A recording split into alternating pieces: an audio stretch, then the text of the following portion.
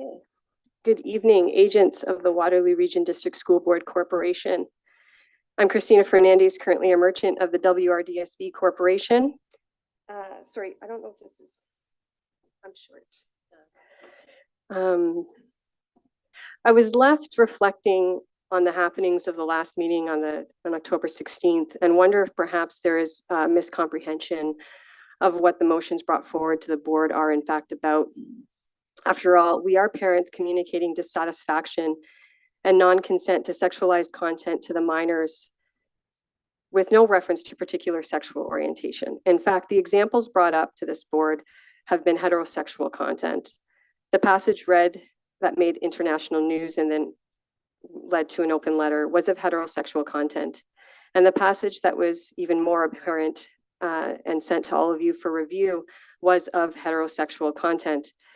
Yet we have multiple WRDSB Corp agents and delegations connecting the issue of sexualized content to individuals labeled as 2S LGBTQIA+.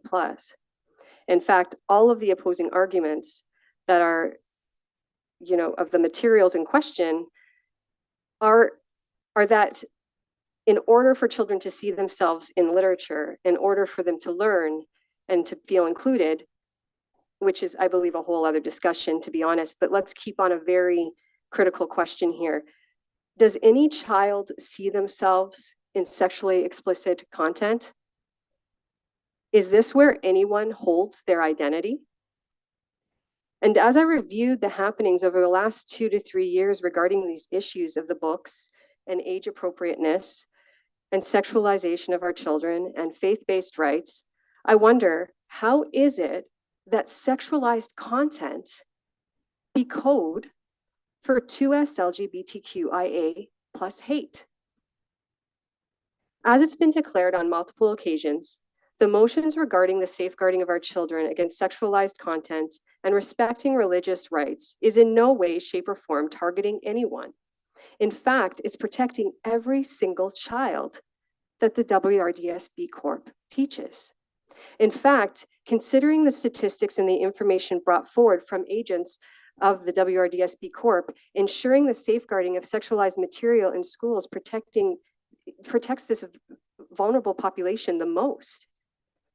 And to agree, and I think we all agree, that it is appropriate to have books physically available to students in their physical libraries based on age for elementary, middle, and high schools, yet suggests that it is book banning, hateful, or unreasonable to have the virtual library follow the exact same standards and guidelines for the virtual content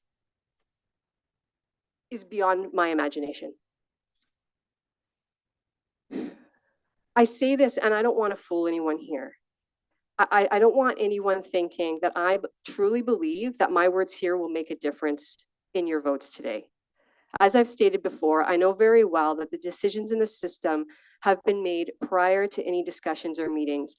I mean, I'd love it for you to prove me wrong today, but I'm here for the people, the living men and women who can see this for themselves and evaluate it for themselves, and also with great kindness to all of you, to show you time and time again the truth, and to offer an opportunity for all of you to do right by our children.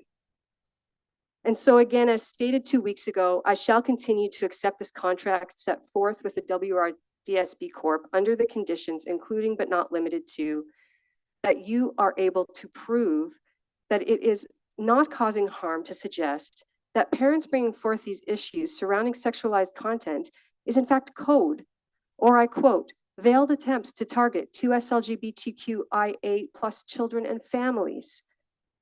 Our school community has been torn apart, and I believe beyond a reasonable doubt that it is not because of dissenting views, but it has in fact been caused by the very actions of this corporation and those who have held authoritative positions making false claims about parents, teachers, and other discerning living men and women, suggesting that these are hateful attacks when really they are in fact actions of complete, never wavering love.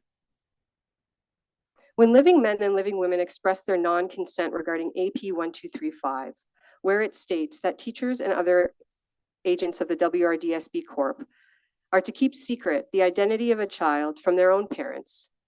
The defense of the policy was that there are some bad parents out there. Bad parents that could be dangerous to students that identify as anything other than how they identify at home.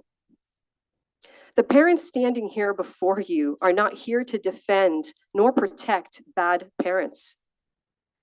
And so our counter to that defense is that there is already a policy in place to protect children from dangerous parents, which we want you to use to protect children.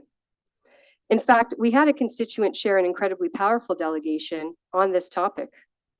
Yet when Trustee Watson proposes that policy 1012 under 1.5 be revised to more accurately reflect 3.1 concerning the exception of competing rights, the motion is called to question and voted against with no debate, with one agent explaining that we already have a policy for that. This after knowing firsthand of lived experiences from families who make reasonable requests, such as simply not participating in activities that go against their creed or faith-based views, only to have agents of the Waterloo Region District School Board Corp respond with messages, and I quote, "You do have the right to say no to have your child participate in any school-related activities, but our policy 1012, section 3.4, would not apply in this instance to provide a formal accommodation, and the request would not be accepted." Agents, we're paying attention now. You can't fly this stuff under the radar anymore. And as also stated on October 16th, 2023, I shall continue to accept the contract set forth with the WRDSB Corp under the conditions, including but not limited to, that those who have supported allowing sexually explicit content to minors would prove that doing so is safe for said minors. Again, I realize that in this claimed democracy, majority rules. I get it. But I've also come to know that the majority of your majority comes from acquiescence of those who remain silent. We've already begun collecting signatures from that quiet bunch regarding their non-consent to such indoctrination. Indoctrination meaning teaching theories or personal worldviews as facts. I would never expect or want, let alone demand, that my worldview be taught as fact. So why would I sit idle while you teach opposing worldviews that denounce just about every faith-practicing family's worldviews? How is this inclusion when so many families have been excluded? The public school system is meant to be here for we, the people. And as soon as it stops working for our children, parents are obligated to leave. The education our kids receive is fundamental, and parental primacy is a non-negotiable. In fact, I would argue that our current government wouldn't be in power had it not been for the promises they uphold to such parental primacy. Shouldn't there be options for education, choices for individuals rather than grouping everyone together in a single one-size-fits-all model? How is that diversity? How is it equity? I realize I'm in here together, even with those who oppose me. I cannot have the faith I have in God and his plan and know that he loves each and every one of us the same, to not extend a generous assumption that many who oppose my views on this issue may also want to do right by our kids. But why then not free-flowing information? Why censor, accuse, lie? Why not allow for discourse and alternative methods? Why the aggressive indoctrination? Good ideas need not be forced upon others. I have a duty as a parent and as a living woman who stands for liberty, free will, and free expression, that I must not and will not sit idle as you continue on this path, not with my children, and not with all of the families who also want to escape this indoctrinated totalitarian institution. Take care.